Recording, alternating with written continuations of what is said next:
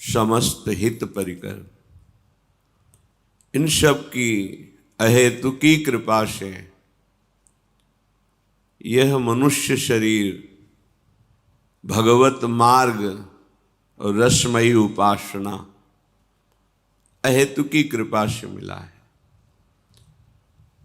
पर भगवान की त्रिगुणात्मिका माया इतनी प्रचंड है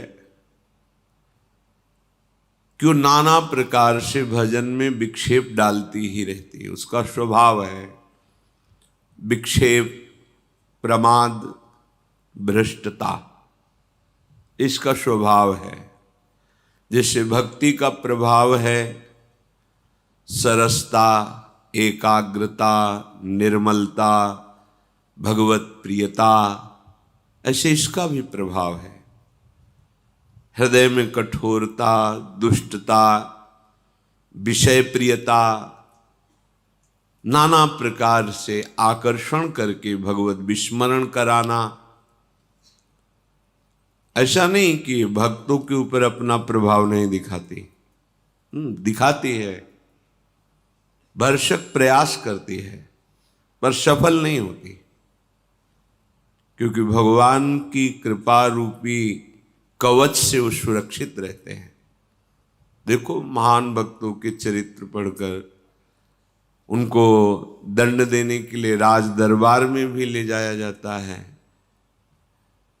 हाथी से कुचलाना, आग से जलाना, नाना प्रकार के, ये उसी माया का प्रचंड रूप है। पर उनका बाल भी बांका नहीं होता। बड़े बड़े भक्तों के जीवन में ऐसे विघ्न आते हैं जो भजन का ही पूर्ण रूप से ह्रास कर दे, हृदय से भजन ही हटा दे। पर भक्ति का इतना प्रभाव होता है कि वो भगवत स्मृति के तार को नहीं तोड़ सकते। उपासक को सदैव सावधान रहना है, प्रमादवश ऐसी कोई गलती ना हो जाए जो धर्म विरुद्ध है। यदि हो जाती है तो आप में साहस नहीं रहेगा, विषाद आ जाएगा, भय आ जाएगा, घबराहट पैदा हो जाएगी। और यही भजन छुड़ाने के लक्षण है, माया के यही लक्षण है। विषाद युक्त हो जाना, घबराहट हो जाना, भय लग जाना, चिंता लग जाना। भक्त होते हुए भी यदि कोई प्रमादवश, पूर्व संस्कारवश, माया की प्रेरणावश कोई गलती हो जाए, ये लक्षण प्रकट करके वो भजन की हानि करती है। इसलिए प्राणपन से नियम लेना चाहिए कि धर्म विरुद्ध आचरण न हो। अगर धर्म विरुद्ध आचरण होते हैं तो भजन में विक्षेप पड़ जाएगा, नहीं तो माया अपना प्रभाव दिखाती रहेगी, भजन नहीं रुकेगा। भय आना, विषाद होना, संकट होना, ये तभी आपको परास्त कर सकता है जब भजन नहीं चल रहा। बहुत प्रचंड माया है ये। जैसे जैसे आप भक्ति के मार्ग में आगे बढ़ेंगे वैसे वैसे अपना ये विकराल रूप दिखाती चली जाती। भक्तों को समझ में आता है, जो उसी में फंसे हुए उनको समझ में नहीं आता, भक्तों को, क्योंकि अब वो निकल रहे हैं और माया का प्रयास है कि निकल ना जाएं, और भक्ति का प्रयास है पूर्ण सफलतापूर्वक भव समुद्र से निकाल लेना। इसलिए मंत्र और नाम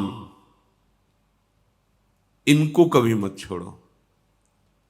हरि स्मृति सर्व विपद विमोक्षणम, ये माया रचेगी, आपके समीप ही रचेगी, जिससे आपको भजन रहित कर दिया जाए। बस आप पकड़े रहो। जैसे तूफान आया है और आप कोई मजबूत पकड़ लिए तो तूफान निकल गया, पहाड़ का सहारा ले लिया, तूफान निकल गया। भगवान नाम पहाड़ है, किसी भी स्थिति में अमंगल नहीं होने देगा। शरीर छूट सकता है, छूटने वाला है, भजन नहीं छूटना चाहिए, कैसी भी परिस्थिति हो। अब हमारा इज्जत, हमारा सम्मान, हमारी महिमा, हमारा यश भजन है, प्रियालाल है। ये नहीं रुका तो सब ठीक है, और ये नहीं चल रहा और सब ये है तो ये सब कुछ नहीं, स्वाप्निक है। इसलिए धैर्यपूर्वक सत्संग के प्रभाव से खास बात पकड़नी है। बड़े से बड़े सुख के समय में हर्षित होना, मनोरंजन करना, प्रमाद स्थिति आना, ये संभव है। बड़े से बड़े दुख के, ऐसी विपत्ति, ऐसा संकट, ऐसा विषाद, ऐसा भय, दोनों परिस्थिति में भजन न छूटे। चाहे भारी से भारी अनुकूल परिस्थिति हो या प्रतिकूल परिस्थिति हो, तभी निकल सकते हैं। नहीं तो ऐसा नहीं। कभी मीरा जी ने किसी का भी अहित नहीं किया, लेकिन उनके देवर में ही ऐसी कुबुद्धि बैठ गई, पूरे जीवन भयंकर क्लेश देने का उपाय वो करता रहा। कोई भी हो, तुम्हारे समीप ही पैदा कर दिया जाएगा क्लेश, तुम्हारे समीप ही जाल बिछा दिया जाएगा। आपको नाम नहीं छोड़ना, शरीर छूट जाए कोई बात नहीं, तुम्हारी निंदा हो रही कोई बात नहीं, शरीर तो छूटना ही। यहां ना किसी का यश रहता है ना अपयश रहता है, नाम चल रहा है। हमारी अंदर से निष्ठा परिपक्व है, डिगी नहीं। निष्ठा उसी को कहते हैं जो भयानक विपरीत परिस्थिति में भी ना डिगे। अगर डिग गई तो निष्ठा क्या? गंभीर रहो। अब जोई जोई प्यारो करे सोई मुहि भावे। पूरा अपने आप को छोड़ दो प्यारे के ऊपर, जैसा आप चाहो, जैसा चाहो।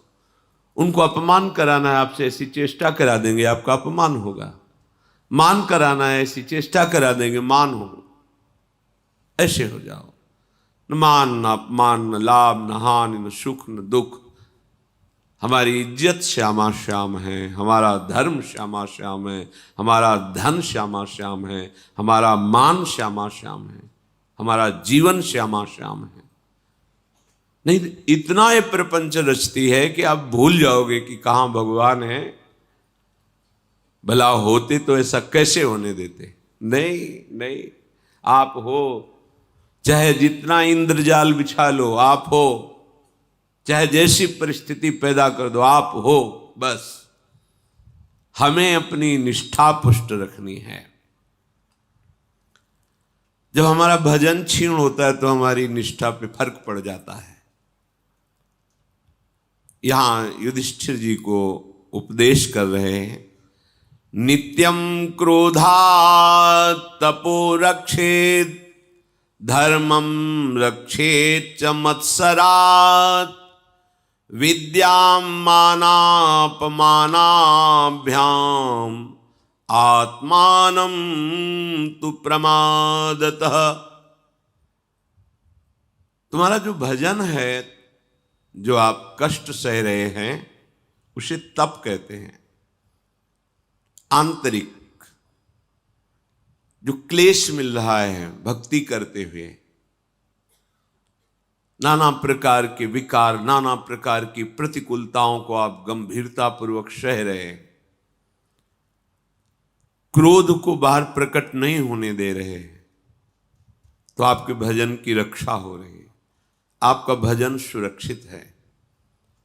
ऐसा नहीं कि भजन करने वालों के ऊपर विपत्ति नहीं आती, वो सदैव विपत्ति रहित रहते, नहीं। अभी आगे एक चरित्र आएगा, आप सुनना। विपत्तियां ऐसी संसारिक पुरुष को भी नहीं आती जैसे भक्तों के जीवन में आती है,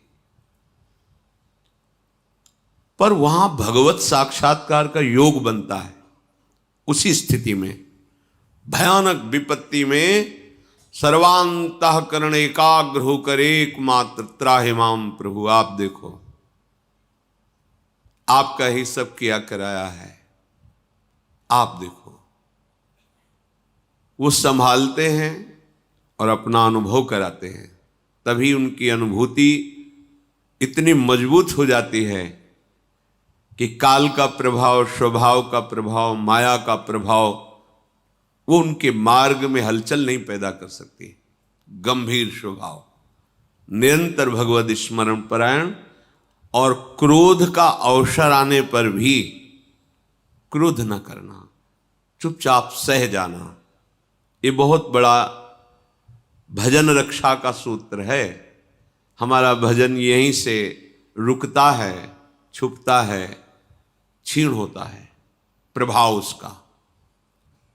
क्रोध आने के अवसर दिलाती है माया, बहुत दिलाती है, पर शांत।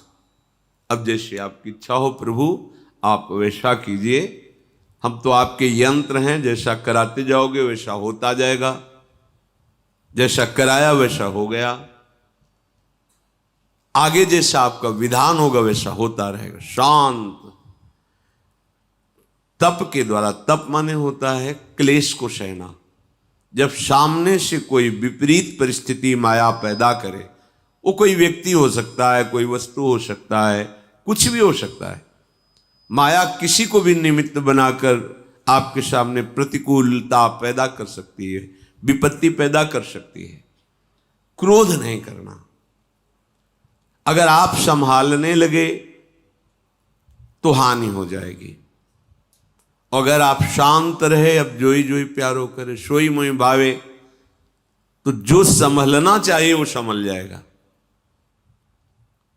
परम सत्य बात मान लीजिए। क्रोध करने से हमारी ही हानि होगी, हमारा ही भजन रुकेगा। किसी के भी हृदय में तनिक भी हमारे द्वारा क्षोभ, दुख पहुंचेगा, वही पलटकर हमारे भजन पर वार कर देगा, भले वो हमारा मंगल कर रहा है। भगवान सद्बुद्धि दें, भगवान मंगल करें और शांत हो जाए। रक्षेत धर्मम, अपने धर्म की रक्षा करो, मत्सरात, द्वेष से। जो हम धर्म पालन करते हैं, भगवत मार्ग में चलते हैं, भागवत धर्म का पालन करते हैं, प्रेम धर्म के पथिक हैं, इसमें मत्सरता हमारे धर्म की हानि करती है। मत्सरता, मेरे से आगे निकला जा रहा है, द्वेष, ईर्ष्या, ये सब बड़े भयानक शत्रु हैं, बड़े बड़ों के हृदय में आ जाते हैं। कैसे इनके प्रभाव को रोका जाए, कैसे नीचा दिखाया जाए, कैसे इनको धूल दूषित किया जाए। कोई अपराध ना होने पर भी माया ऐसा षड्यंत्र रचती है। मत्सरात, अपने धर्म की रक्षा के लिए किसी से ईर्ष्या मत करो, द्वेष मत करो, मत्सरता मत करो। नहीं, उसकी हानि क्या होगी? आपकी हानि हो जाएगी। आपका भागवत धर्म अंतर्ध्यान हो जाएगा हृदय से, जिस पर आप दृढ़ विश्वास करके चले हैं वो प्रभु संभालेगा। तुम्हें ईर्ष्या नहीं करनी, द्वेष नहीं करना, मत्सरता नहीं करनी।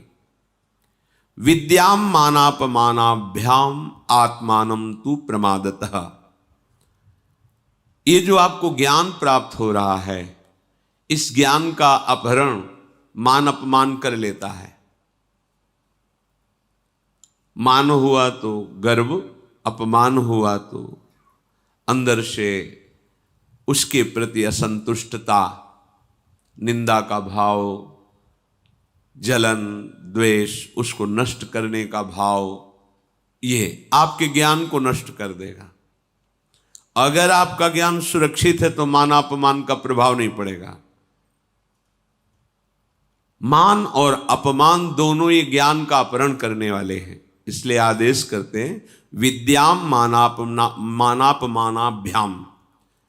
विद्या के प्रभाव को मान अपमान से बचाइए। जो तुम्हें ज्ञान मिला है, अगर मान सुख भोगने लगोगे तो द्वैत हो गया ना, दूसरा कोई मान कर रहा है तो कहां ज्ञान रहा। अपमान के दुख को तो फिर तुम्हारे हृदय में आएगा ना कि दूसरा व्यक्ति मूढ़ है, दुष्ट है। नहीं, लीला बिहारी की लीला है। एक गाय की शान बांधता है तो खूंटा हिला के देखता है, हिलेगा तो नहीं। ऐसे ही बार बार जीवन भर कहीं तुम्हारी निष्ठा में कोई कमी तो नहीं, परिपक्व प्रभु करते रहते हैं। अब वो कैसे जाल रचते, क्या लीला करते हैं, आपको केवल प्रभु की तरफ देखना बस। अब तो जीवन प्राण सर्वस्व आपको समर्पित है। जैसा खेल खेलो आपका है, खेलो खेल जैसा आप जैसा चाहो, जैसा चाहो इस शरीर से चेष्टा कराओ, जैसा चाहो लोक से इस शरीर पर चेष्टा कराओ, जैसा चाहो वैसा व्यवहार करो। नाथ ये जीवन अब आपके हाथ में है, आप जैसा चाहो। ये ज्ञान है, इसी ज्ञान की रक्षा मान और अपमान से बचाइए। और ये ज्ञान बचा रहेगा तो मान अपमान प्रभाव नहीं डाल पाएगा। आत्मानम तु प्रमादतः, और अपने आप को प्रमाद से बचाइए। जो करना चाहिए उस पर आलस्य प्रमाद ठीक नहीं है। जो नहीं करना चाहिए प्रमादवश वो नहीं करना। प्रमाद ऐसा होता है कि ना करने वाले कार्य को करा देता है और करने वाले कार्य में आलस्य पैदा कर देता है। तो आप अपनी दिनचर्या, अपने मार्ग में अपने आप को सुरक्षित रखने के लिए प्रमाद मत कीजिए। जीवन में देखा है, चाहे किसी परिस्थिति के कारण हो, शास्त्राज्ञा का तनिक भी उल्लंघन हुआ है तो अपने को विक्षेप होता है। कोई करे या ना करे विक्षेप, अपने को विक्षेप होता है।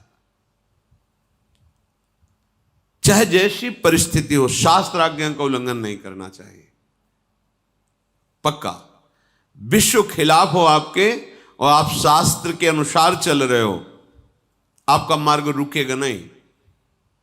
और जहां प्रमाद स्थिति हुई कि अब तो ये स्वीकार ही करना होगा, अब तो ऐसा, और वो शास्त्र विरुद्ध है, तहां आपकी हानि हो जाएगी, तहां आप कमजोर हो जाएंगे, भय उपस्थित हो जाएगा। इसलिए आत्मानम तु प्रमादतः, अपने आप को प्रमाद से बचा लीजिए। ना करने वाला कार्य बिल्कुल मत कीजिए, जो करने योग्य हो उसमें आलस्य मत कीजिए, अवश्य कीजिए। प्रमाद का कार्य यही होता है, ना करने योग्य कार्य करा देता है और करने योग्य कार्य में आलस्य पैदा कर देता है। बड़े बड़े जितने भी संत महापुरुष हैं, जीवन भर अपने को साधक ही माना है। ये संसार शिक्षा देता रहता है। कई जगह ऐसा होता है जहां की शिक्षा अधूरी होती है तो संसार रूपी गुरु ये उस शिक्षा को पूरी करता है। ये संसार गुरु है। नई नई पूरे जीवन भर नए नए अनुभव होते रहते हैं। अच्छा, ऐसा भी, ये तो मुझे पता ही नहीं था। चाहे कोई कितना भी बड़ा उपासक संत हो, जीवन भर शिष्य ही रहता है, क्योंकि अगाध ज्ञान संपन्न भगवान जीवन भर किसी न किसी के निमित्त से उपदेश देते रहते हैं। तब लगता है हां, अभी ये ज्ञान अधूरा था, अब ये पूरा हुआ। एक अक्षर भी शास्त्र के विरुद्ध चलने पर आज नहीं तो कल, कल नहीं तो आगे तुम्हारे अंदर विक्षेप पैदा हो जाएगा। तस्मा शास्त्रम प्रमाणम ते कार्याकार्य व्यवस्थित। बिल्कुल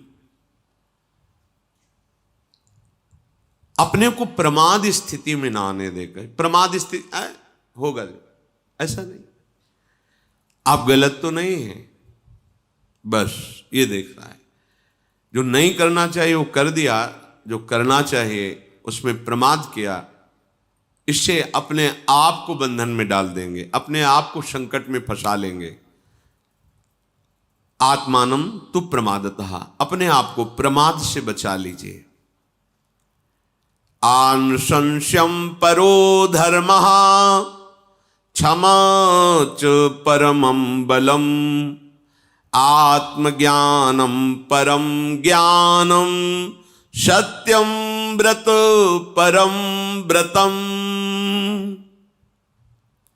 हृदय में क्रूरता ना आने पावे, स्फुरणा हो, थोड़ी देर के लिए ऐसे विचार भी आ जाए तो तत्काल जो भगवत मार्ग का आश्रय लिए हो उसे रोकिए।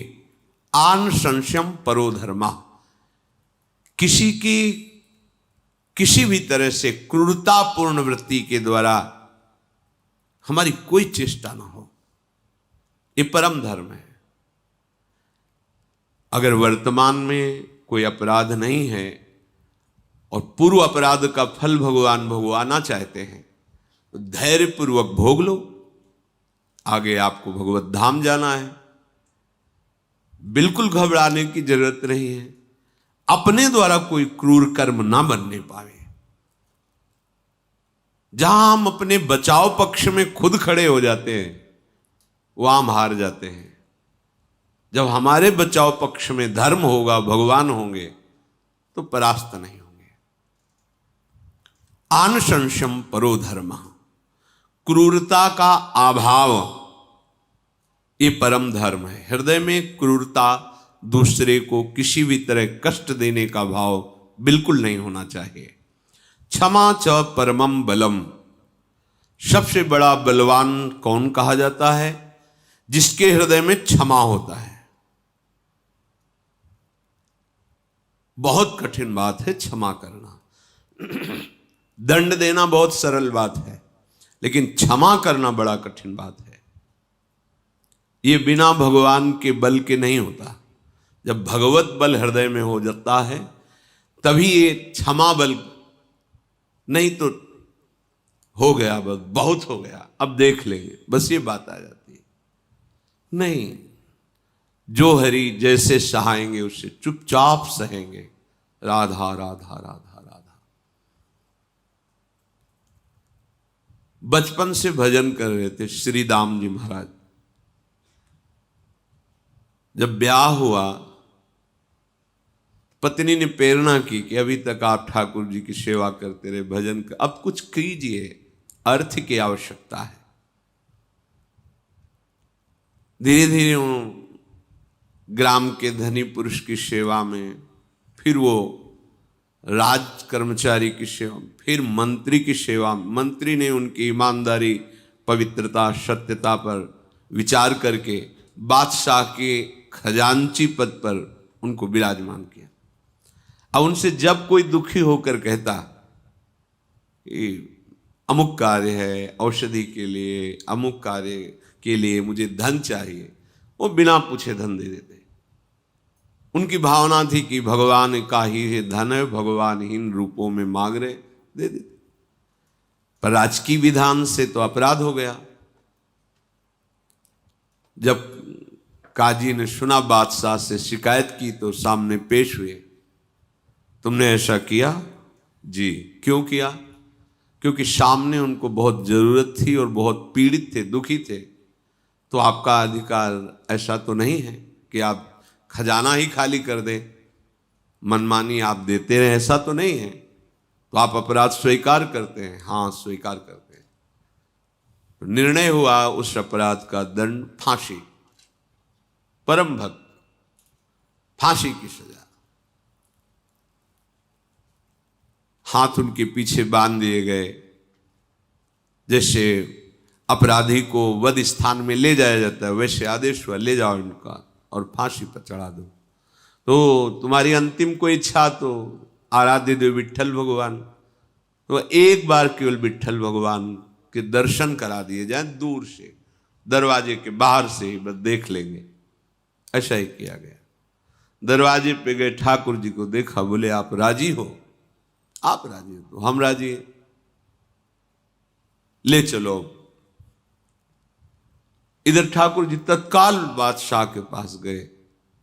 नौ किशोर अवस्था, झोली में बहुत से रत्न, और कहा देखो हमारे स्वामी से अपराध बदलने की भावना में आपने उनको फांसी की सजा दी।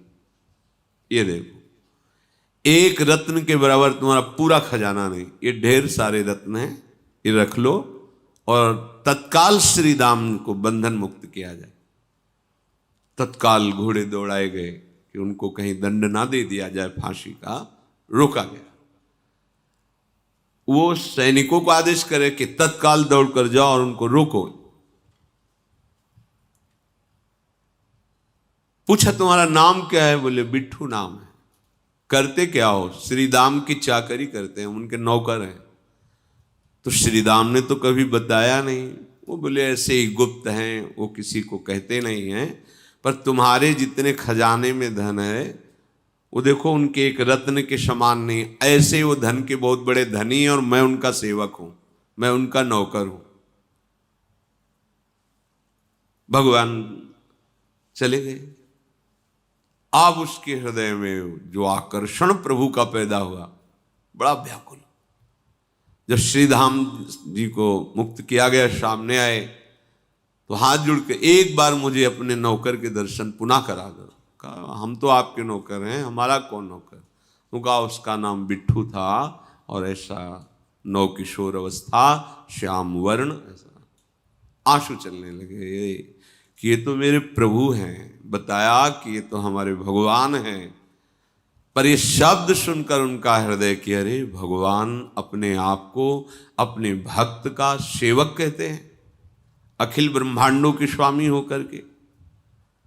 बादशाह ने कहा कि हमें देने का मन हो रहा, क्या आपको चाहिए? बोले बस आप अपनी सेवा से निवृत्त कीजिए, जो हमको इतना प्यार करते हैं, अब केवल जीवन उनके ही सहारे, जैसे चाहे वैसे चलावे। ऐसा नहीं कि विपत्तियां नहीं आती, संकट, बड़े बड़े संकट आते हैं, पर हम धैर्य धारण करें, क्रूरता हमारे हृदय में ना आ जाए, अश्रद्धा ना आ जाए, नास्तिकता ना आ जाए कि कहां भगवान है, ऐसा क्यों होगा। नहीं, आपकी माया का खेल करो प्यारे, जैसा चाहो वैसा करो।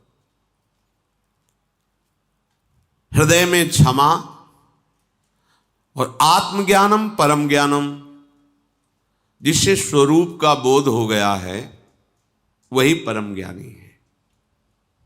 आत्मस्वरूप अपने स्वरूप में स्थित है। ये कोई बाहरी दिखावे वाला ज्ञान नहीं है, ये बोलचाल वाला ज्ञान नहीं है, ये बोध वाला ज्ञान है। बोध संपन्न महापुरुष बिल्कुल आपको ऐसी ही क्रियाएं करते दिखाई देगा, पार्थिव क्रियाएं, जैसे एक साधारण व्यक्ति करता, और उससे भी नीची हो सकती है, जिसे आप पागल समझ सकते हैं या ऐसे ही समझ सकते हैं। बोध संपन्न महापुरुष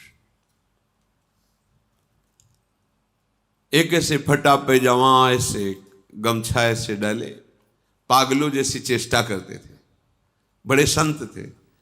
एक जगह संत समाज हो रही थी, वहां शास्त्रों की चर्चा शुरू थी, किसी श्लोक पर बड़ा तर्क चल रहा था।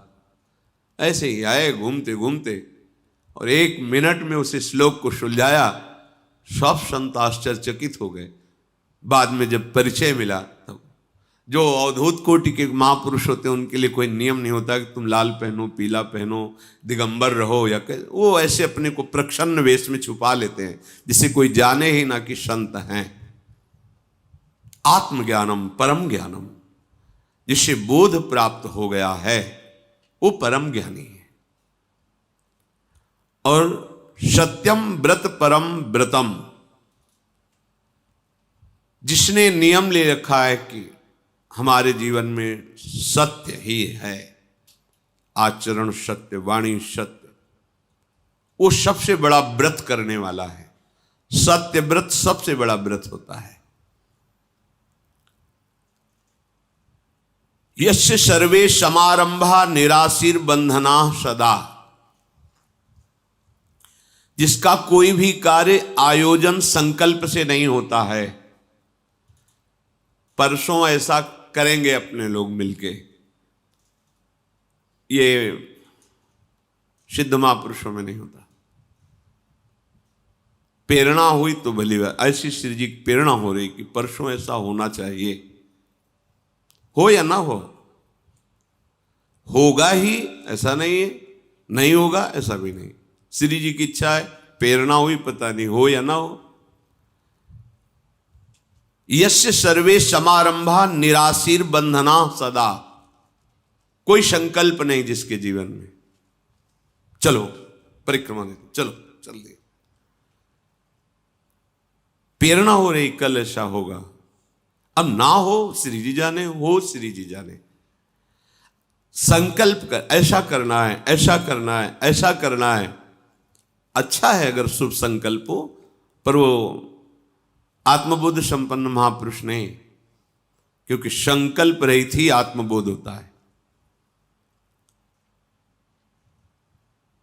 बड़ी उत्तम स्थिति होती है बोधवान की। कर्माण श्रुति बोधितानि नितराम कुर्वन्तु कुर्वन्तु मां। वो शास्त्र के अनुसार कर्म करे या ना करे, श्रीमद राधा सुधा। विषयान ग्रहणंतु मुंचन्तु अविषय भोगे या त्याग दे। कैर्वा भाव रहस्य पारगमति श्री राधिका प्रेषा। वो ऐसे राधा वल्लभ लाल की उत्तम प्रेम स्थिति में रहता है कि सब बाहरी चेष्टाएं होती रहती है, उससे उसका कोई संबंध नहीं रहता, हो रही है। कभी भी हमें किसी भी कार्य का संकल्प नहीं करना। जैसे कहा जाता तुम ऐसा संकल्प करो, ये सब प्रारंभिक बातें हैं। जब हमारा जीवन प्रभु को समर्पित है, मैं ऐसा नहीं करूंगा, मैं ऐसा करूंगा, मेरा अधिकार ही नहीं रह गया। आप जानो, आपका कार्य जाने, जैसा मन हो वैसा खेलो। वो खेलेंगे, 20 बाजारों में कोड़े मार मार करके खाल खींची जा रही, क्या अपराध है? क्या अपराध है? कृष्ण कृष्ण बोल रहे यही नहीं। आपका सर्वस्व है, जैसे चाहो करो, आप जैसा, आपका विधान जैसा। ये बहुत बहुत ही विचार से ऊपर की बातें हैं, बुद्धि काम नहीं करेगी। प्रभु का खेल, अपने आप से अपने आप में खेल रहे। कभी तो इंद्रप्रस्थ की रचना करवाते हैं, मायासुर से दिव्य सभा तैयार करवाते हैं, और विश्व के सारे राजाओं को चरणों में झुका देते हैं। कभी द्यूत कीड़ा में परास्त होकर 12 वर्ष का वनवास, 1 वर्ष का अज्ञातवास, भरी सभा में द्रौपदी को वस्त्रहीन करने की चेष्टा, ऐसे महावीरों के पतियों के होते हुए भी क्या लीला है इसकी। यस्य सर्वे समारंभा निराशीर बंधना सदा, त्यागे यस्य हुतम सर्वम सा त्यागी सच बुद्धिमान। जिसके संपूर्ण आयोजन बिना संकल्प के होते हैं, कोई भी कामना पूर्वक संकल्प नहीं किया जाता, वही सबसे बड़ा त्यागी। संकल्प का त्यागी ही सबसे बड़ा त्यागी है।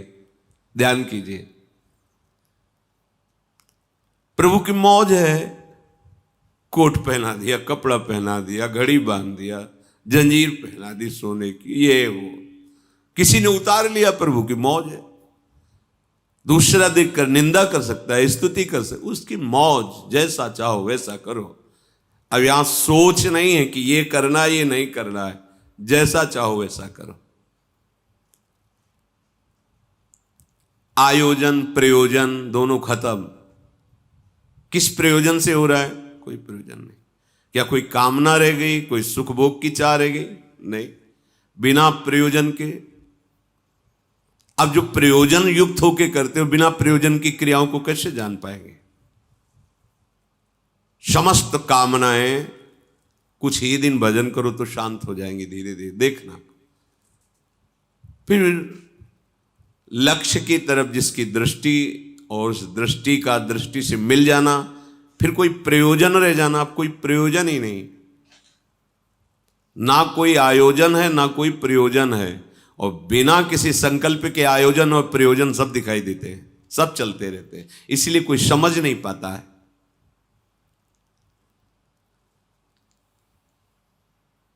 जब सत्राजित का वध हुआ, सत्यभामा के पिता, हस्तिनापुर में भगवान थे, सूचना पहुंची साधु, तो ऐसे रो रहे हैं पढ़ के भागवत कि भारी विपत्ति आ गई, अब हम लोग तो बहुत संकट में फंस गए, समंतक मणि ले गया, और देखो हमारे ससुर को मार गया। और सत्यभामा जी रोए और वो भी रो रहे हैं। वैसे तो लगता है हमारे लीला बिहारी। आपकी सारी लीला चल, कैसे कोई आपको जान, वही स्थिति जो भगवान के निरंतर, वही स्थिति अंदर वैसे ही तुम्हें दिखाई देगी। परम ज्ञान की चरम सीमा को प्राप्त श्री विदेहराज जनक राजा है सब कुछ। जब ऊंचाई पर स्थिति पहुंचती तो फिर उसमें ये आयोजन प्रयोजन नहीं रहते। बिना आयोजन प्रयोजन के सब आयोजन और प्रयोजन होते रहते हैं। सारे प्रयोजन बिना आयोजन के, सारे आयोजन बिना प्रयोजन के। अर्थात सारे कार्यों की पूर्ति कोई संकल्प से नहीं होती। कार्य हो रहे हैं, उनकी पूर्ति अपूर्ति में सम है। लाभा लाभो जया जयो, प्रभु जैसी तुम्हारी इच्छा। वहां अपनी इच्छा का पूर्ण समर्पण प्रभु की इच्छा में। सबसे बड़ा त्यागी वही है जिसने संकल्प का त्याग कर दिया है। आप कोई संकल्प नहीं, वही बुद्धिमान, वही महात्मा, कोई संकल्प, जैसा चाहो। कल क्या करना है प्रभु जाने। जैसे साधारण ज्ञान से भी समझो, कल का हम संकल्प लेते हैं कि ये करेंगे, 5 मिनट बाद हम रहेंगे कि नहीं रहेंगे इसका ठिकाना नहीं है। हम कल का संकल्प ले रहे तो अज्ञान ही तो हुआ ना। अभी इसी क्षण हम राधा राधा बोल रहे, आगे क्या होगा श्री किशोरी जी जाने। अभी हम प्रसन्न चित्त होकर प्रभु के आश्रित हैं, आगे क्या होगा प्रभु जाने। ये ज्यादा दूर की सोचना प्रपंची लोगों का स्वभाव होता है। कहीं ऐसा हो गया तो, कहीं ये हो गया तो, वो हो गया तो क्या है। जो एक क्षण में सृष्टि का लय करता है, सृजन करता है, पालन करता है, अगर उसका विधान है कि तुमको ऐसा दंड भोगना है तो भोगना है, तुम्हारा कोई ऐसा सम्मान भोगना है तो भोगना, रोक लो सम्मान को। ऐसे तुम दंड को नहीं रोक सकते तो काहे को चिंता करते हो। राधा राधा राधा, वही सबसे बड़ा त्यागी कहा जाता है। यतो ना गुरुरप्येनम श्रावयेदुपपादयेत् तम विद्यात् ब्रह्मणो योगम वियोगम योग संगीतम। सबसे बड़ा गुरु वही है जो इस दृश्य संसार के प्रभाव से अपने शिष्य को बचा ले।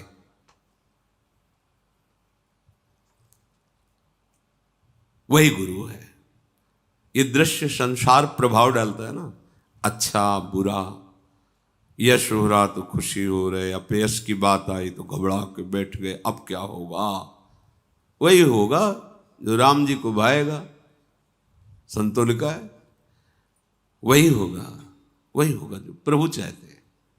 प्रभु क्या चाहते हैं, कोई ऑपरेशन होना होगा, मान लो अगर दंड मिलना, कोई ऑपरेशन होना होगा, रह गया होगा कोई फोड़ा, सड़न पैदा कर रहा होगा, उसका ऑपरेशन हो जाएगा।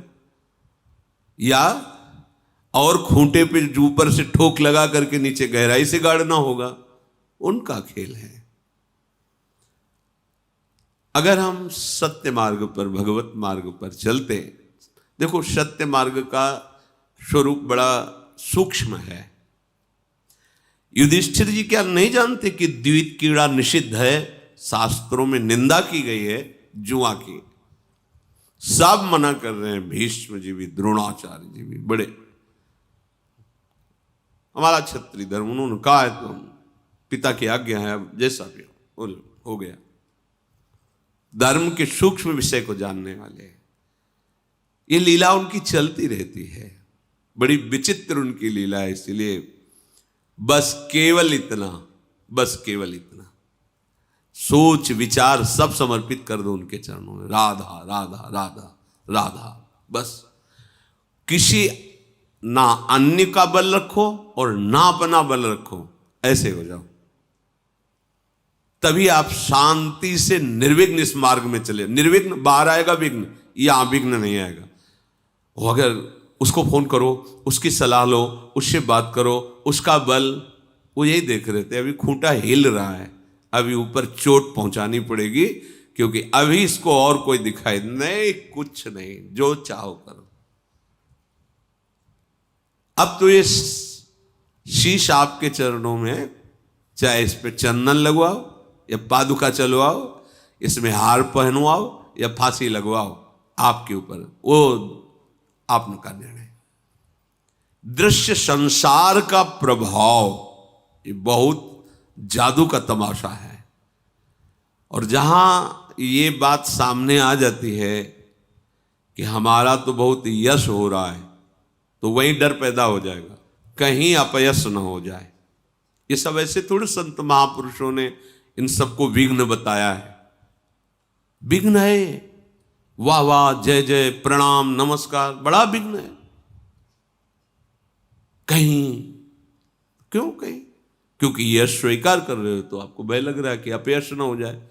और मांग खा रहे हैं, हमारी औकात ही क्या है, हमारी सामर्थ्य क्या है, हमारा बल ही क्या है, हमारी इज्जत ही क्या है। राधे श्याम, रोटी मिली, पेट भरा, राधे श्याम, राधे श्याम, राधे श्याम। अब अरे 4 लोग प्रणाम कर रहे हैं, क्या होगा, क्या कर? ये प्रभाव संसार का है। नहीं, कबीरदास जी के यहां जब कई अलौकिक चमत्कार हुए, भीड़ लगना शुरू हो गई। तो सिद्ध पुरुष, बड़े भगवत अनुरागी महापुरुष, तो ऐसा भक्तमाल में चरित्र में आता है कि एक वैश्या के यहाँ गए, तो वैश्या ने प्रणाम किया, महाराज कैसे हमारे भाग्य उदय हुए कि आप कृपा।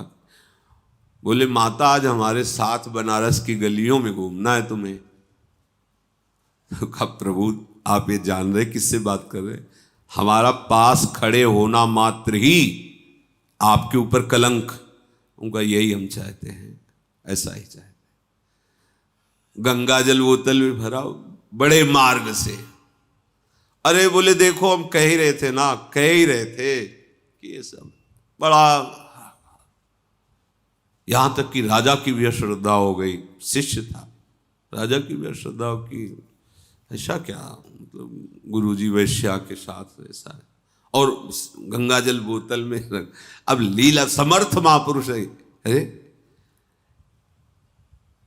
जिसका यश हो उसका हृदय कांपता है कि एक भी चैप्टर ऐसा जो गया जिससे किसी की दृष्टि, उसकी श्रद्धा बिगड़ जाएगी, उसका भजन बिगड़ जाएगा। और ये कितने समर्थ महापुरुष हैं। आना बंद, सुबह से खूब आनंद पूर्वक भजन चल रहा है, खूब निश्चिंत प्रभु के चिंतन में लगे हुए। ये यश कोई अच्छी चीज थोड़ी है, ये अंतिम खाई है जहां गिरा दिया जाता है। कंचन कामिनी कीर्ति, कीर्ति है अंतिम, लोक ऐषणा इसे कहते हैं। हाँ, विश्व में सबसे ज्यादा मेरा नाम हो, सबसे ज्यादा।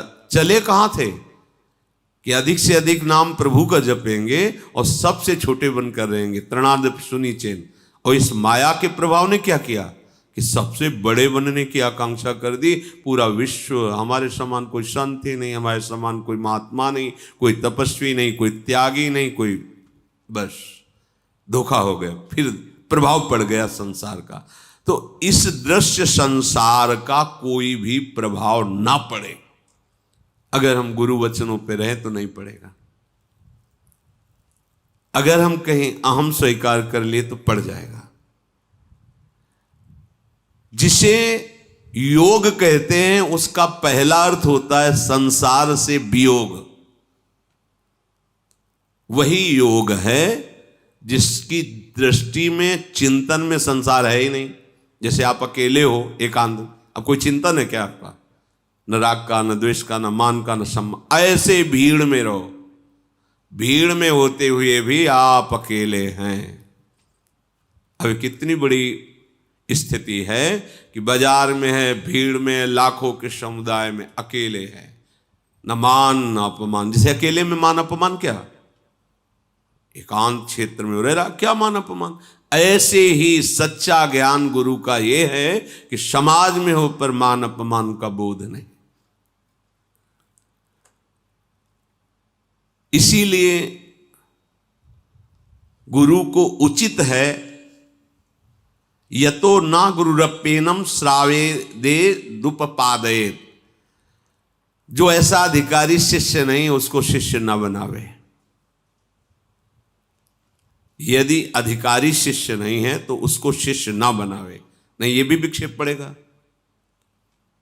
अगर अधिकार नहीं है और उसको आपने शिष्य बना लिया, मंत्र दे दिया, तो उसके किए हुए पाप का हिस्सा आपको भोगना पड़ेगा। उसके हर आचरण आपको दुख देंगे चित्त में। और अगर वो अधिकारी नहीं, आप उसका विरोध किए उसके असत आचरणों का, तो फिर आपकी निंदा करेगा, आपका उपहास करेगा, तो दुख, वो विक्षेप प्रकट करने की चेष्टा करेगा। इसलिए आदेश कर रहे ऐसे अपात्र को शिष्य ना बनावे। ना हिंस्यात् सर्वभूतानि मैत्रायण गतश्चरेत नेदम जीवित माशाद्य वैरम कुर्वीत केनचित। इस मनुष्य जीवन की दुर्लभता को समझो। कभी किसी से दुश्मनी मत कर लेना। वैरम कुर्वीत केनचित, नहीं तो तुम परमार्थ से भटक जाओगे। ये बहुत खास बात है। यहां दुश्मन बनने के लिए वो आएंगे, हमारे साथ वर्ताव करेंगे। मन से संकल्प करना, बाहरी चेष्टा बिल्कुल नहीं। भगवान से अगर तुम प्रार्थना कर सकते हो तो यही करो, इसकी बुद्धि शुद्ध हो, खूब नाम जप करे और भगवत प्राप्ति करे, मंगल करे। हरिवंश नाम लीन जे अजात शत्रु ते सदा, प्रपंच दंभ आदि दे तहां कछु न पेखे। अजात शत्रु माने जिसका दुश्मन ही नहीं पैदा हुआ।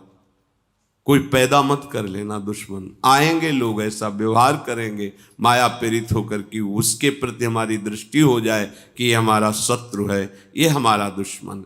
इस दुर्लभ मनुष्य जीवन को पाकर किसी से भी दुश्मनी ना होने पावे। मैत्रायण गतश्चरेत, मित्र बनाना नहीं पर आचरण मित्रवत करना है। मित्र नहीं है पर आचरण मित्रवत करना है। दुश्मनी तो करनी ही नहीं, मित्रवत आचरण करना है, पर मित्र नहीं है। हम किसी के मित्र नहीं, ना काहू सो दोस्ती और ना काहू सो बैर, पर आचरण मित्रवत करना है। आकिंचन्यम सुसंतोषो निराशीत्व मचापलम एतदेव परम ज्ञानम सदात्म ज्ञानम उत्तमम। कुछ भी अपने लिए संग्रह नहीं रखना। जो कुछ है प्रभु के लिए है, सेवा के लिए है। ये शरीर भी, गृहस्थी में हो, माता पिता परिवार समाज अतिथि, ये सेवा के लिए है। कुछ भी अपने लिए संग्रह नहीं करना। कहीं भी कैसी भी परिस्थिति हो संतुष्ट रहने, ये संतुष्टा एन केनवा, ये मिल ही जाए ऐसी लोलुपता का त्याग, यही आत्मज्ञान कराता है। आत्मज्ञान कैसे होता है? कुछ भी अपने लिए संग्रह ना करना, कैसी भी परिस्थिति हो संतुष्ट रहना, ये मिल ही जाए पद रुपया पैसा व्यक्ति स्थान कुछ भी, इसकी लोलुपता ना रखना, यही सत्य स्वरूप उत्तम आत्मज्ञान की प्राप्ति कराता है। परिग्रहम परित्यज्य भवेद बुद्ध्या यतव्रतः, अशोकम स्थानमाश्रित्य निश्चलम प्रेत्य चेह च। चलो इस लोक में तो नहीं खूब दान पुण्य करेंगे, परलोक में सुख भोगेंगे, अप्सराएं मिलेंगी, विमान मिलेगा आदि आदि। ऐसी भावना का त्याग कर दो। आगे एक प्रसंग आएगा किसी दिन। एक मुद्गल नाम के ऋषि, उनका बहुत बड़ा सुकृत हुआ, तो विमान आया देवलोक से और कहा बैठिए चलिए। तो उनका कहाँ ले चलना चाहते हो? बोले उत्तम लोक स्वर्ग, वहां भोग भोगना है आपको। तो वहां का गुण क्या है, दोष क्या है, पहले हम समझे तो जहां जाना चाहते। तो गुण वर्णन किए, फिर जब दोष वर्णन किए तो उनका मुझे नहीं जाना है। कोई है ऐसा उत्तम स्थान जहां से ये गुण दोष ना हो? तो तो उन्होंने भगवान के धाम का वर्णन किया। तो उनका फिर जाओ, अब हम सारा का सारा तप और भजन केवल भगवान के धाम की प्राप्ति के लिए करेंगे। आगे प्रसंग आएगा। तो लोक में जो दान पुण्य आदि है वो अगले जन्म मुझे मिलेगा या परलोक में मिलेगा। तो आप निश्चय कर रहे हैं अगला जन्म परलोक में जाके फिर यहां आने का निश्चय कर रहे हैं। ये बाधा पहुंचाता है उत्तम ज्ञान में। लोक परलोक के प्राप्त सुखों की भी त्याग वृत्ति रहे। मान लो आपका अधिकार हो चुका है स्वर्ग सुख पर, तो भी त्याग, क्यों? वो स्थायी नहीं है, टिकाऊ नहीं है। अपनी बुद्धि का केवल एक स्थान माश्रित निश्चलम अशोकम, जहां शोक नहीं है और जहां परिवर्तन नहीं है, स्थान माश्रित निश्चलम, जो निश्चल धाम है वो श्री भगवान का परम धाम है, उसका लक्ष्य बनाओ। लोक परलोक नहीं, मुझे प्रभु के धाम में जाना है। तपो नित्येन दान्तेन मुनिना संयतात्मना अजितम जेतु कामेन भाव्यम संगे असंगिना। सदैव इंद्रियों को संयम में रखो। जिसने मन पर अधिकार प्राप्त कर लिया है वही अजित भगवान को प्राप्त करता है। आसक्तिजनक भोगों से दूरी बना के रखो, तभी बच सकते हो। नहीं, काजर की कोठरी में कैसो भी सयान हो जाए, दाग लागी है, पै लागी है, पै लागी है, चाहे किसी भी भाव से, किसी भी भाव से। ना ही भोक्ता भाव है, पर संग है। दाग लागी है, पै लागी है, पै लागी है, महापुरुषों ने निश्चय किया। जो गुणागुण मनासंग मेक कार्यम अनंतरम एतत् ब्रह्मणो वृत्त माहुरेक पदम सुखम।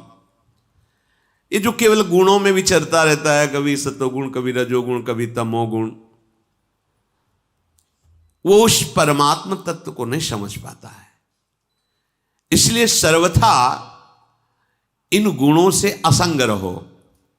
अब ये ज्ञान जानना कि समय कौन सा गुण हमारे अंदर चल रहा है तो बहुत विवेकवान का लक्षण। पर हर समय अगर हम एक कार्य करते रहे तो किसी गुण का प्रभाव नहीं पड़ेगा। महाप्रभु हरिवंश चंद्र जी कह रहे हैं, यही डर ही डरप हरिवंश हित, जिनो भ्रमय गुण सलिल पर, जिहनामन मंगल लोक त्यों सुहरिपद भजु न विलंब कर। यदि श्री हरि के चरणों का हर समय चिंतन नाम जप होता रहे तो किसी भी गुण का प्रभाव तुम्हारे ऊपर नहीं पड़ेगा। तुम्हें जानने की जरूरत ही नहीं। नाम चल रहा है, ये गुणातीत है, ये तीनों गुण निष्प्रभावित रहेंगे इसके सामने। परित्यजति यो दुखम सुखम चाप्यो भयम न रहा। यदि भगवत मार्ग में चलना है या चल रहे हो तो ना दुख को स्वीकार करो, ना सुख को स्वीकार करो, तब परमानंद की प्राप्ति होगी।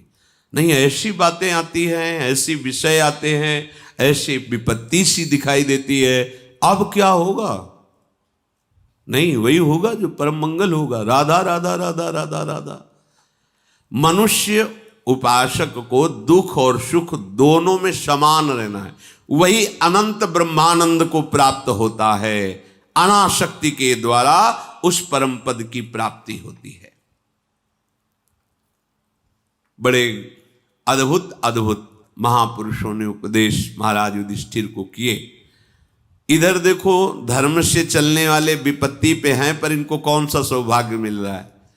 और इधर हस्तिनापुर में कर्ण, शकुनी, दुर्योधन, दुशासन, ये सब बैठे बड़ा मनोरंजन कर रहे हैं।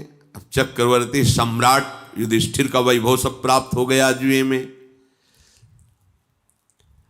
इनने दुर्योधन से कहा कि बहुत अच्छा हुआ तुम्हारे पराक्रम से पांडवों का ये जो दुर्दशा स्वरूप सुनने को मिल रहा है, बड़ा सुख मिल रहा है। ये दुष्ट हृदय वालों को, जब साधु हृदय वाले चिंतित होते तो उनको लगता बड़ा सुख मिल रहा है, पर ये नहीं समझते कि अपने लिए वो बीज बो रहे हैं जो किसी भी तरह नहीं, अगर बचा सकते तो वही बचा सकते, दूसरा नहीं, जिसके प्रति तुम ऐसा चिंतन कर रहे हो।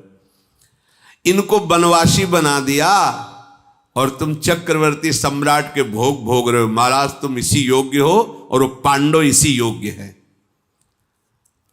आज तो पर्वत वन उद्यान स्थावर जंगमों सहित सारी समुद्र पर्यंत पृथ्वी तुम्हारे अधीन है। पूर्व दक्षिण पश्चिम उत्तर दिशा के सभी राजा तुम्हारे को कर देते हैं जो युधिष्ठिर को देते थे।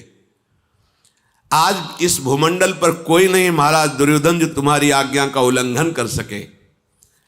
पांडवों की तो बड़ी दुर्दशा हो रही है, कोई सुख नहीं है, वन में बड़ा कष्ट भोग रहे। महाराज सुनने में आया है कि वो द्वैतवन सरोवर के तट पर वनवासी ब्रह्म ऋषियों के साथ वहां रह रहे हैं और आप तो उत्कृष्ट राज्य लक्ष्मी से सुशोभित हो रहे हैं। तो हमें लगता है वहां चला जाए, बड़ा मौज ली जाए। जब आप उनके सामने ऐसे राज पोशाक में अपनी पत्नियों के साथ हंसते खेलते हुए तो उनकी छाती जलेगी, और जब उनकी छाती जलेगी तो हमारी छाती शीतल होगी। शकुनि ने, दुशासन ने, कर्ण ने ऐसी सलाह दी। तुम इस समय राज वैभव से संपन्न हो, राज्य से भ्रष्ट है, चलो चलते इस दशा में उनको जलाते हैं। भूल कर भी कभी ऐसा मत सोचना कि कोई ऐसी परिस्थिति में फंसा है, चलो मौज लेते हैं। ऐसा करोगे ना तो तुम परिस्थिति में फंस जाओगे। कर्ण ने कहा कि राजन, अपने शत्रुओं को दुर्दशा में देखकर जो प्रसन्नता होती है वो न धन से होती, न पुत्र से होती, न राज्य से होती है। आज हम लोग चलते हैं और यही सुख लेते हैं, अपने शत्रुओं को जलते हुए देखेंगे। जब हम देखेंगे ना महाराज युधिष्ठिर वल्कल का वस्त्र पहने, अर्जुन को मृगछाला पहने और द्रौपदी को फटे चीर पहने, और तुम्हारी स्त्रियां सुंदर सुंदर गहने राज पोशाक पालकिया और आप सुंदर राज पोशाक से, और वो इन सब से वंचित, तो वो जो बार बार दुख सहेंगे, जलेंगे, वो हम लोगों को बड़ा सुख मिलेगा। आप चलें।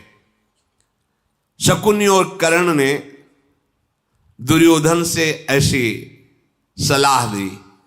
राजा दुर्योधन बहुत प्रसन्न हुआ और फिर बोला कि तुम जो कह रहे हो कर्ण, वो सब मेरे मन को बहुत अच्छा लग रहा है, पर वहां पांडव रहते हैं ये बात पता चल गई है कि द्वैतवन में आ गए हैं महाराज धृतराष्ट्र को, वो कैसे आज्ञा दे सकते हैं जाने की।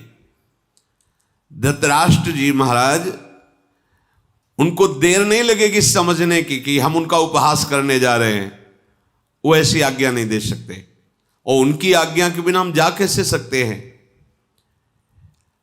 ये तो मेरे भी मन में है कि मैं भीमसेन, अर्जुन, द्रौपदी, युधिष्ठिर को क्लेश उठाते एक बार देख सकूं तो मैं बहुत प्रसन्न होऊंगा।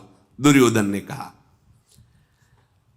जो बड़ी रूप गर्व में रहती है, इसी द्रौपदी को जो फटे कपड़ों में देखूंगा दुख उठाते हुए, और वो हमारी स्त्रियों को देखेगी श्रृंगार युक्त, मुझे बहुत अच्छा लगेगा। पर कोई उपाय तो बताओ जिससे हम महाराज से आज्ञा ले सके। मामा शकुनी, तुम तो बहुत बुद्धिमान हो, दुशासन तुम भी बहुत ज्ञान रखते हो राजनीति का, कोई उपाय ढूंढो जिससे हम अनुमति लें महाराज से। कर्ण हंसकर कहा, दुर्योधन मुझे उपाय आ गया। इस समय आपकी गौएं, राजगौएं उसी वन में हैं, तो ये हम महाराज से आज्ञा मांगे कि हम अपनी गौओं की गणना और गोप गणों जो सेवा करने वाले हैं उनकी व्यवस्था देखने के लिए जाना चाहते हैं। दुर्योधन हंस पड़ा, हाँ ये बात तो ठीक है, तो फिर एक गोप को बुलाओ जो गौ सेवा करने वाला, उनमें उनके एक को बुलाया गया। बोले आप सूचना पहुंचाओ महाराज से कि अपनी गायें द्वैतवन में आ चुकी हैं। समंग नाम का वो गोप जैसा सिखाया गया था वैसा जाके धृतराष्ट्र के सामने निवेदन किया कि महाराज आपकी करोड़ों की संख्या में गौएं द्वैतवन में आ गई हैं। अगर कर्ण और शकुनी के साथ महाराज दुर्योधन पधारें तो हम पूरी गणना, पूरी व्यवस्था उनके सामने समर्पित करें और वो देखें कि अपनी गायें कैसे हैं, कितनी हैं, क्या व्यवस्था है। अगर कोई कमी होगी तो हमें आदेश करेंगे, वैसे ही हम और सेवा बढ़ाएंगे। तो आयु, रंग, जाति, गणना, इसका ब्यौरा भी आपको चाहिए। इसलिए मेरी प्रार्थना है कि आप दुर्योधन को भेज दीजिए द्वैतवन, और वो जाने के लिए उत्साहित भी है।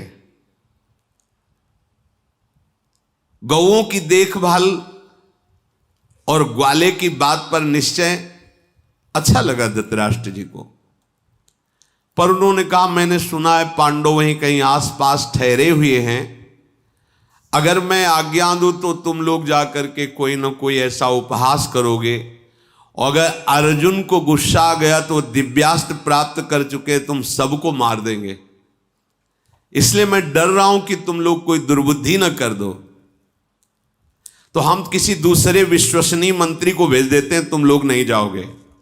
शकुनि बोला कि पूज्य आप ऐसा क्यों कह रहे हैं?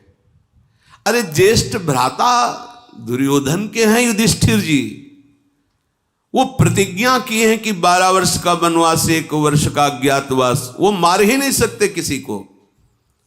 पांडव धर्म पर चलते हैं, सत्य पर चलते हैं, इसलिए उनको क्रोध आएगा ही नहीं। हम कुछ ऐसा करेंगे, हम भी तो साथ में रहेंगे, कोई नीचतापूर्ण व्यवहार कोई नहीं कर सकता क्योंकि हम साथ हैं। शकुनि के ऐसा कहने पर धृतराष्ट्र ने कहा तो फिर ठीक है जाओ। धृतराष्ट्र की आज्ञा पाकर शकुनि, दुर्योधन, कर्ण, ये विशाल सैनिकों की और पूरा सब व्यवस्था कि वहां बिल्कुल कपड़े के राजमहल बनाया जाए, ऐसी शोभा से युक्त जिसे देखकर पांडव जले। और भगवान सब कुछ जानने में सर्वज्ञ हैं। देवराज इंद्र को प्रेरणा की कि ये लोग हमारे भक्त का उपहास, नीचा दिखाने की चेष्टा कर रहे हैं। तो देवराज इंद्र ने चित्रसेन गंधर्व को कहा पूरे सैनिक लोग द्वैतवन को जाकर के अपने अधिकार में करो, और ऐसा ना समझ में आए कि तुम अर्जुन की मित्रता कर रहे हो।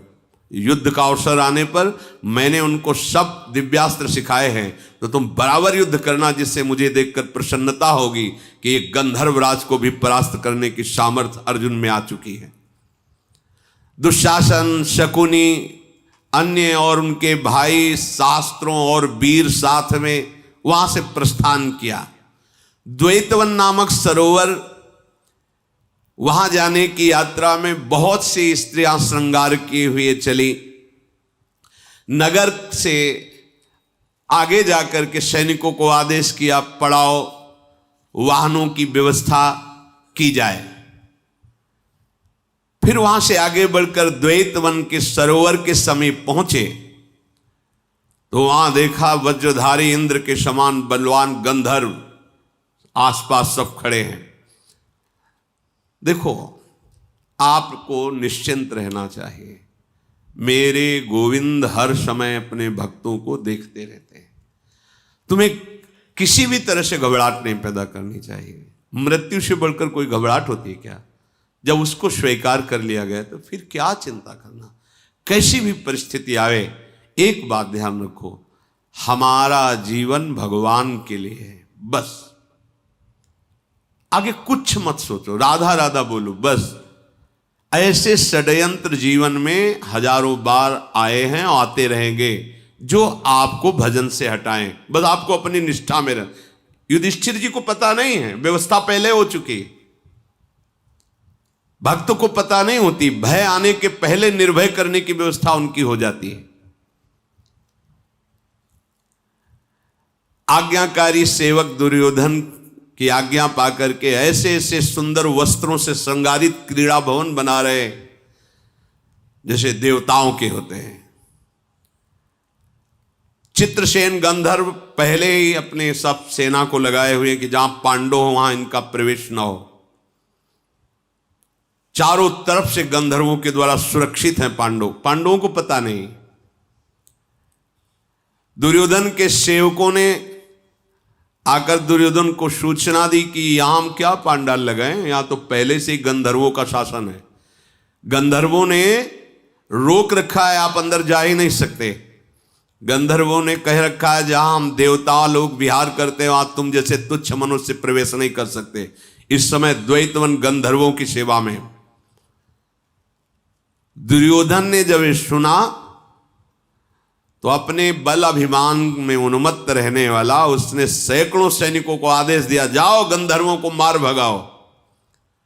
दुर्योधन का आदेश सुनते ही सेना नायक द्वैतवन के समीप गए, गंधर्व से बोले, धृतराष्ट्र के बलवान पुत्र दुर्योधन का आदेश है, वो यहां बिहार के लिए आए, तुरंत स्थान खाली करो, भाग जाओ।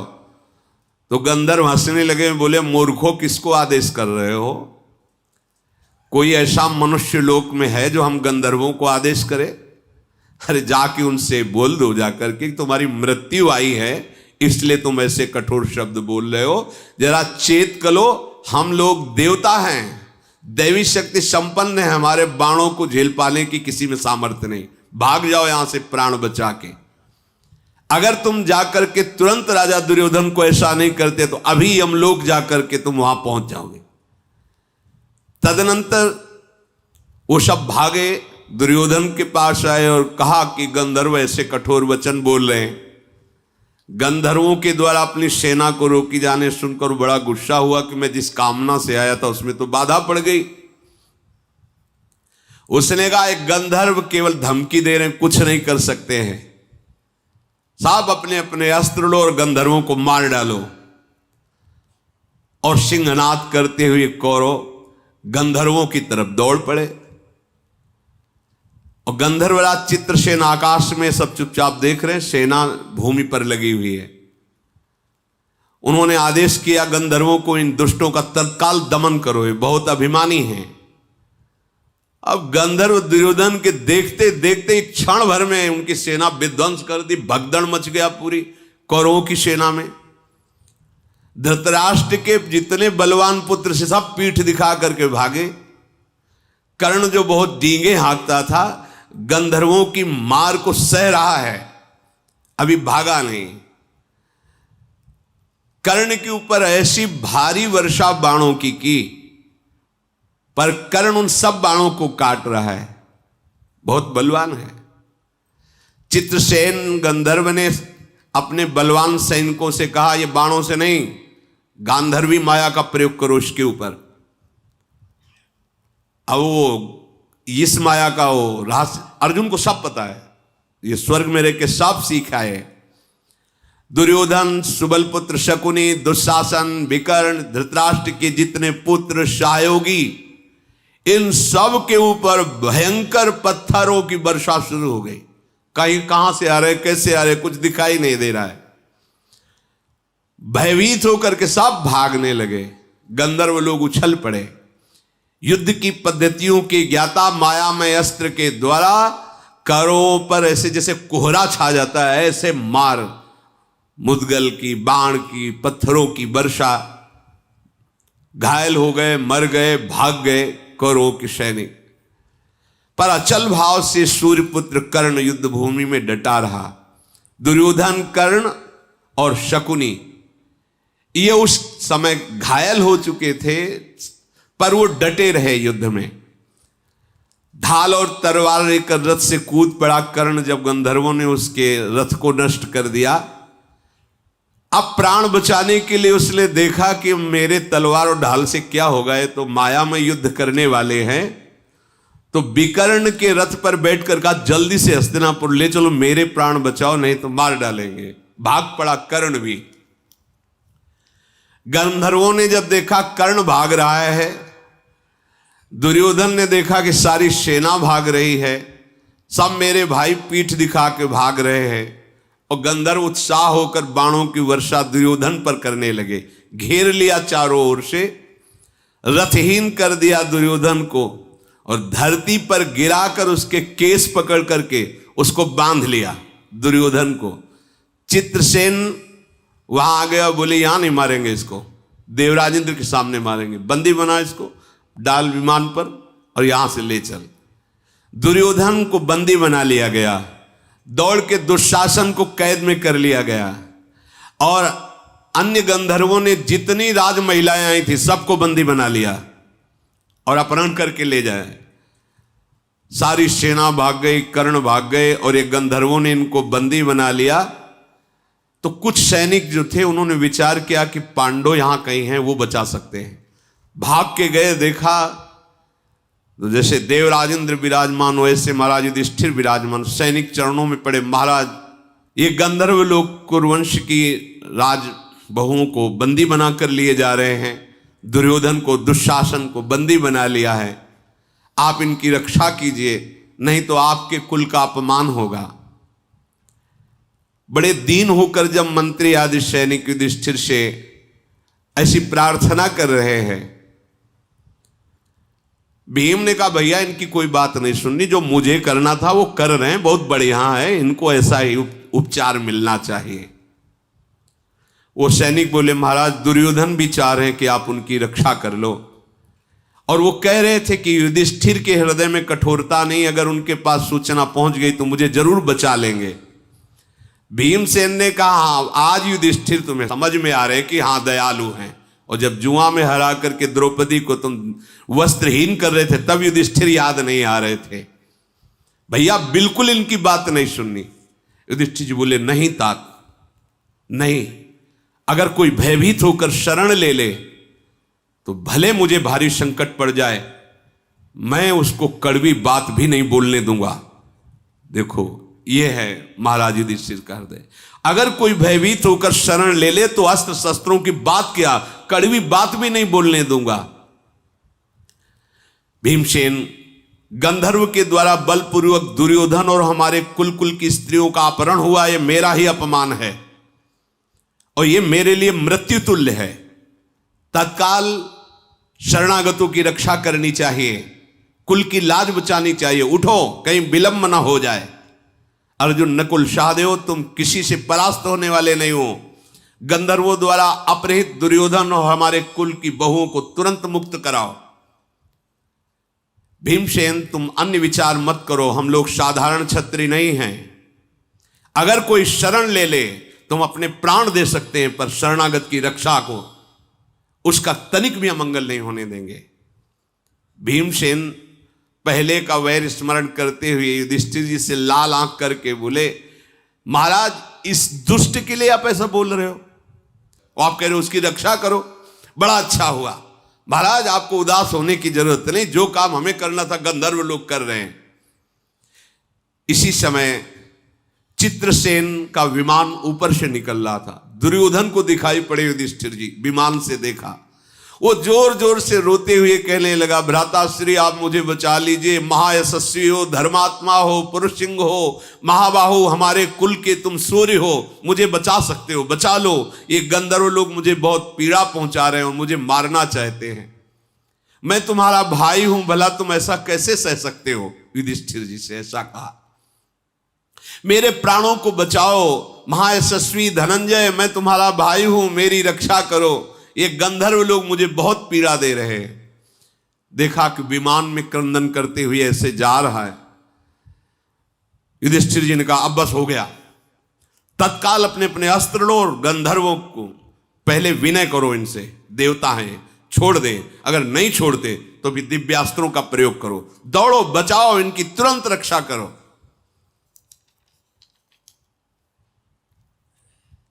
इससे बढ़कर आनंद की बात क्या हो सकती कि ये पापी दुर्योधन शरण त्राहिमाम बोल रहा है, ये विजय से भी श्रेष्ठ, जाओ इसकी रक्षा करो। महाराज युधिष्ठिर ने ऐसा कहा। भीम चुपचाप बैठे हैं, हर बात इनकी मानते रहो, खिलाफ ही बोलते रहते हैं। वो गुस्सा में कि कितना पवित्र विचार रखने वाला, उन्होंने कहा कौन है मेरी आज्ञा का पालन जो अक्षरशा करे।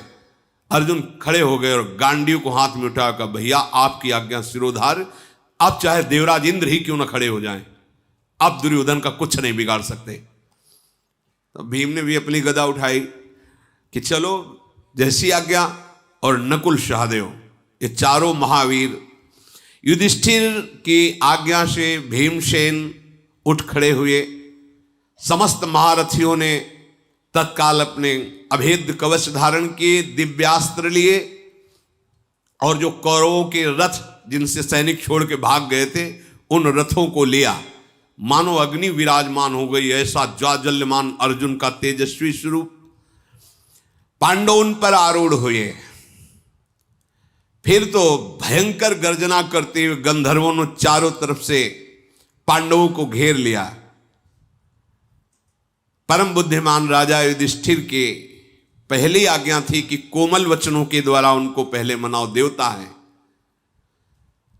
अर्जुन ने कहा कि मैं आपसे प्रार्थना करता हूं गंधर्वराज चित्रसेन के सैनिकों, महाराज युधिष्ठिर की आज्ञा से हमें वचन सुनाते हैं कि आप दुर्योधन, दुशासन, उनकी बहुओं को सम्मान के साथ छोड़ दो, नहीं आकाशचारी गंधर्वों हम दिव्यास्त्र से तुम्हें भस्म कर देंगे, तुम सब लोग मारे जाओगे, इसलिए दुर्योधन को छोड़ दो, बचना चाहते हो।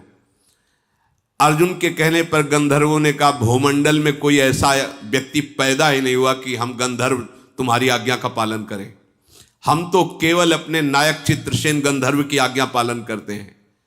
तुम जितने दिव्यास्त्र जानते हो उन सब का ज्ञान हमको भी है, हम तुम्हारी आज्ञा का पालन नहीं कर सकते। हम उसी बात में राजी हो सकते जब चित्रसेन आज्ञा करें, और उनकी आज्ञा है कि इस मूढ़ का वध करना है तो तुम नहीं बचा सकते। हम लोगों पर शासन करने का अधिकार तुम्हारा नहीं अर्जुन।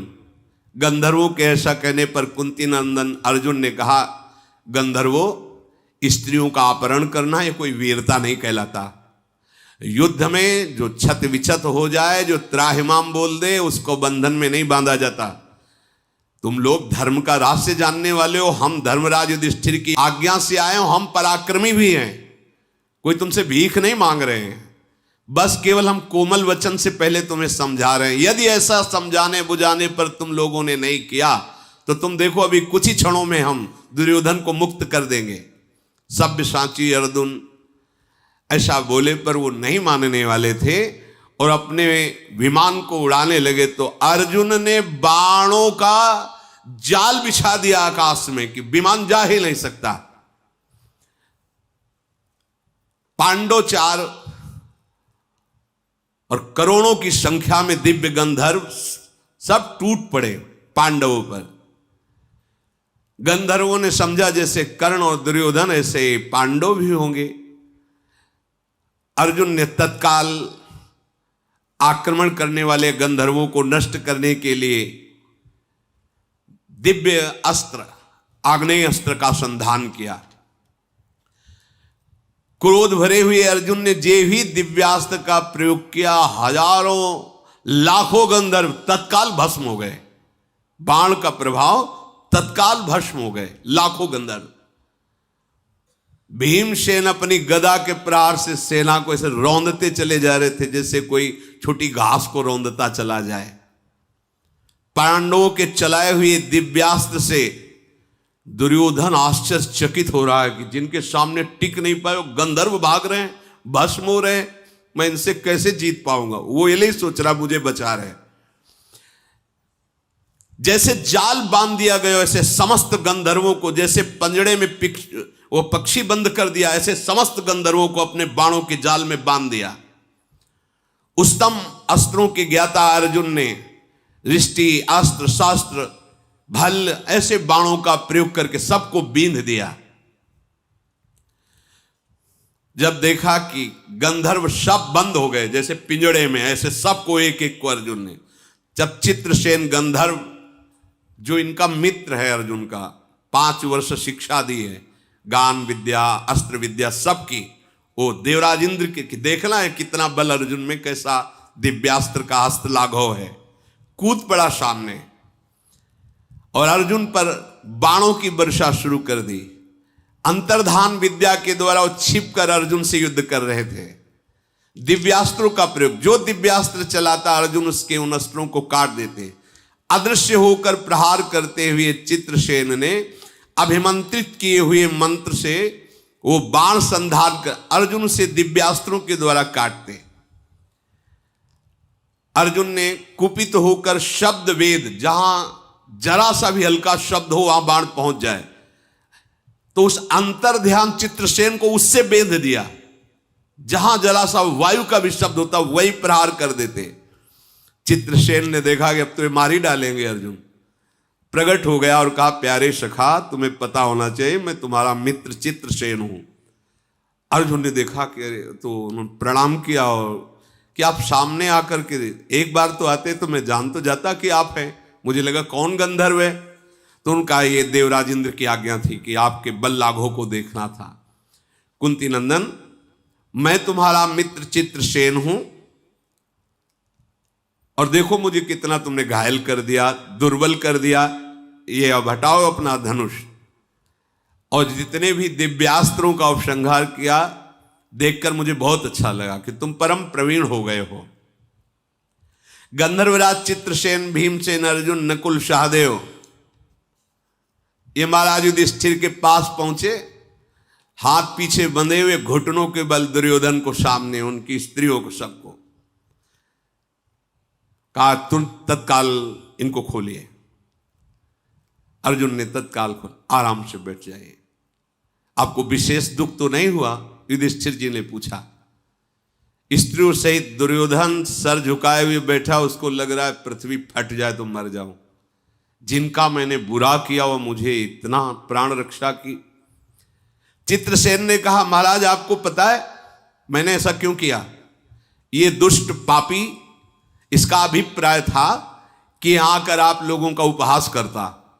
तो ये पहले ही भगवत प्रेरणा से देवराज इंद्र को पता चल गया था, इसलिए हमें आदेश किया था।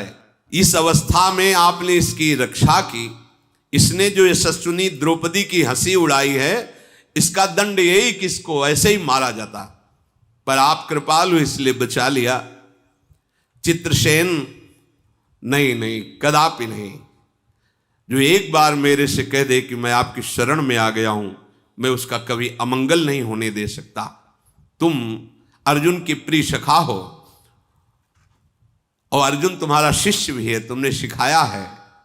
देवराज की आज्ञा मान करके तुमने जो ऐसा किया, ठीक है। अब आप जाओ और देवराज से मेरा प्रणाम कर देना, सकुशल। अर्जुन बोले, चित्रसेन कैसा भी हो, दुर्योधन है तो हम लोगों का भाई ही। आपने धर्मराज के आदेश का पालन किया, आपने इसे मुक्त किया, मुझे बहुत अच्छा। बोले, धनंजय भाई नहीं, आप इसे कुछ भी बोलो, ये पापी, ये फिर भी पाप ही करेगा। ये चाहे जितना इसको आप सुख देने की चेष्टा करें, ये मतवाला होकर आपको कष्ट ही देगा। उचित तो यही था कि इसका हम वध कर देते। धर्मराज युधिष्ठिर ने कहा, नहीं नहीं।